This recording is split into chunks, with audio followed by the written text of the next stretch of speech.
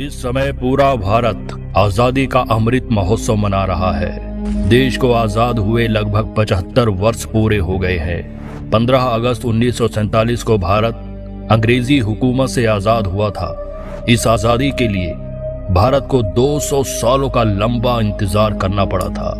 भारत माता के न जाने कितने ही वीर सपूतों ने अपने देश को पराधीनता की बेड़ियों से स्वतंत्र कराने के लिए अपना सर्वस्व न्यौछावर कर दिया था। 14 अगस्त 1947 की रात भारत की आजादी का पैगाम लेकर आई थी।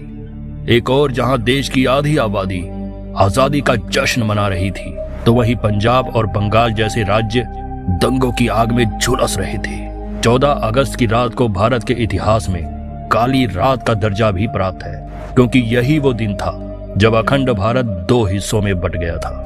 जहां हिंदू मुस्लिम भाई भाई के नारे लगाए जाते थे, वहीं देश हिंदू और मुसलमान के नाम पर बट गया।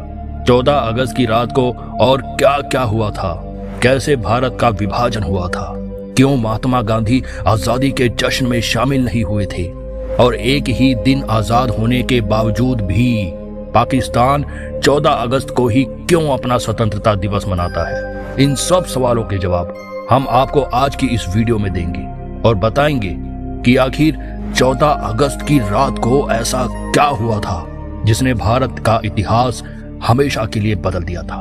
महात्मा गांधी के जन आंदोलन और सुभाष चंद्र बोस की आजाद हिंद फौज ने अंग्रेजी हुकूमत की नींव हिलाकर रख दी थी। अंग्रेज समझ गए थे कि अब ज्यादा समय तक भारत को गुलाम बनाकर नहीं रखा जा सकता। फरवरी 1947 को ब्रिटेन द्वारा लॉर्ड माउंटबेटन को भारत का अंतिम वायसराय नियुक्त किया गया। उन्हें ये जिम्मेदारी दी गई कि भारत जाकर उनको व्यवस्थित तरीके से देश को आजाद करना है। अंग्रेजों की हमेशा से ही ये नीति रही थी कि वे जिस भी देश को आजाद करते, वहां के लोगों में फूट डालकर उसका विभाजन कर देते थे, और ऐसा ही अंग्रेजों ने भारत में भी किया। भारत में लंबे समय तक हिंदू, मुसलमान, सिख, ईसाई सभी धर्मों के लोग आपसी भाईचारे और प्रेम के साथ रहते थे। लेकिन बंगाल में सन 1905 में अंग्रेजों ने डिवाइड एंड रूल का गंदा खेल शुरू किया, जो बाद में भारत पाकिस्तान के विभाजन पर आकर खत्म हुआ। लॉर्ड माउंटबेटन ने भारत की आजादी के लिए 3 जून 1948 का दिन तय किया था, लेकिन भारत की आजादी के साथ ही देश में बंटवारे की मांग भी उठने लगी। जगह जगह बंटवारे को लेकर दंगे होने लगे।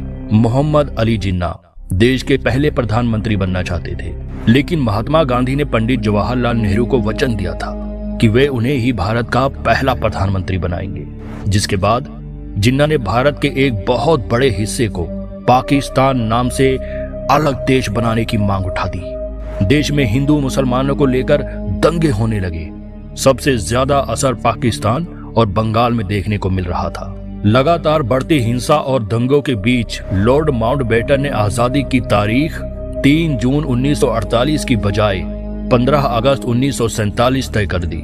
14 अगस्त की रात दिल्ली में तेज बारिश हो रही थी। लाखों की संख्या में लोग रायसीना हिल पर इकट्ठा हो रहे थे। रात के लगभग 10 बजे जवाहरलाल नेहरू, सरदार पटेल, डॉक्टर राजेंद्र प्रसाद और वायसराय माउंटबेटन सहित कई बड़े नेता वहां पहुंचे। वहां मौजूद हर किसी की आंखों में आजादी की चमक नजर आ रही थी। लोग जमकर जश्न मना रहे थे कि इतने लंबे संघर्ष के बाद आखिरकार उन्हें आजादी मिल रही है।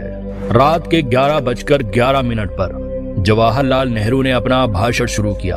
उन्होंने कहा, at the stroke of the midnight hour, when the world sleeps, India will awake to life and freedom. Nehru ji की स्पीच के बाद रात के ठीक 12 बजे शंखनाद के साथ भारत आजाद हुआ। साथ ही पहली बार भारत का तिरंगा शान के साथ लहराया गया। उसी रात भारत का विभाजन भी हुआ और पाकिस्तान नाम का नया मुल्क बना। अगली सुबह जवाहरलाल नेहरू ने प्रधानमंत्री की शपथ ली और उनके साथ 14 अन्य लोगों ने मंत्री पद और गोपनीयता की शपथ ली। लेकिन उस समय कोई भी राष्ट्रगान नहीं गाया गया था, क्योंकि जनगण मन भले ही 1911 में लिखा जा चुका था, लेकिन उसे राष्ट्रगान का दर्जा सन 1950 में मिला था। 16 अगस्त को लाल किले पर नेहरू और उनकी कैबिनेट ने तिरंगा फहराया था। 17 अगस्त को 1500 ब्रिटिशर्स के साथ पहली टीम अपने देश रवाना हुई।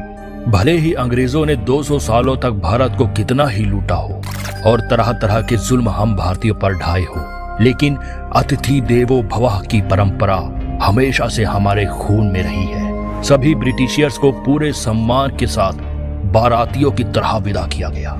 एक साल बाद 27 अगस्त को अंग्रेजों की अंतिम टीम रवाना हुई और उन्हें भी बैंड बाजे के साथ विदा किया गया।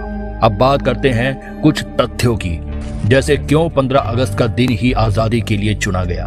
यह दिन माउंटबेटन ने चुना था क्योंकि 1945 को इस दिन जापान ने अलाइड देशों के सामने आत्मसमर्पण कर दिया था और माउंटबेटन उस समय अलाइड देशों के कमांडर थे। वहीं भारतीय ज्योतिषाचार्यों ने कहा कि भारत के लिए 15 अगस्त का दिन अच्छा नहीं है, लेकिन माउंटबेटन भी वह दिन बदलने के लिए तैयार नहीं थे।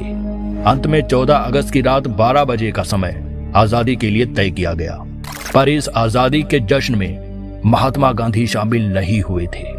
नेहरू जी और सरदार पटेल ने गांधी जी को पत्र लिखकर कहा था कि जिस आजादी के लिए आप इतने सालों से संघर्ष कर रहे हैं वह हमें मिल रही है और आप ही हमारा मार्गदर्शन करने के लिए यहाँ नहीं है। असल में उस समय महात्मा गांधी जी बंगाल में अनशन कर रहे थे। वे हिंदू और मुसलमानों के बीच हो रहे दंगों से काफी व्यथित थे। महात्मा गांधी ने कहा कि इतनी हिंसा के बाद जो आजादी मिल रही है, इस आजादी की कल्पना मैंने नहीं की थी।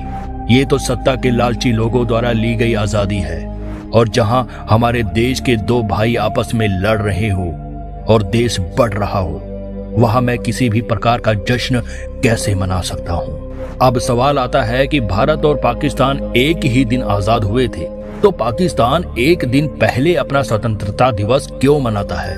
असल में इसके पीछे कोई भी सटीक लॉजिक नहीं है। भारत और पाकिस्तान बंटवारे का ऐलान 14 अगस्त की रात 12 बजे हुआ था और दोनों देशों के बीच रेड क्लिफ लाइन 17 अगस्त तक खींची गई थी। पाकिस्तान ने 1948 को भी 15 अगस्त को ही अपनी आजादी की पहली सालगिरह मनाई थी। मोहम्मद अली जिन्ना ने अपने भाषण में भी 15 अगस्त को ही आजादी की बात कही थी, लेकिन कुछ लोगों ने पाकिस्तान के आला अधिकारियों के सामने 14 अगस्त को आजादी का जश्न मनाने का प्रस्ताव पेश किया था। यह प्रस्ताव कौन लाया, इस बारे में कोई नहीं जानता और इस तरह से पाकिस्तान की घड़ी को 24 घंटे पीछे कर दिया गया। वहीं इसकी एक वजह यह भी बताई जाती है कि माउंटबेटन ने 14 अगस्त को ही पाकिस्तान के कराची में लोगों को आजादी की बधाई दे दी थी और भारत में ये समारोह 15 अगस्त की सुबह आयोजित हुआ था। लेकिन सच क्या है, इस बारे में कोई भी ठोस दस्तावेज मौजूद नहीं है। तो दोस्तों, ये थी 14 अगस्त 1947 की उस काली रात की कहानी जिसने भारत और पाकिस्तान का बंटवारा कर दिया था। यह इतिहास का सबसे बड़ा बंटवारा माना जाता है, जिसमें लगभग 1.5 करोड़ लोग विस्थापित हुए थे और लाखों लोगों की दंगों में जान चली गई थी। इस दिन जान गंवाने वालों की याद में 14 अगस्त को विभाजन विभीषिका स्मृति दिवस मनाने का ऐलान भी भारत सरकार द्वारा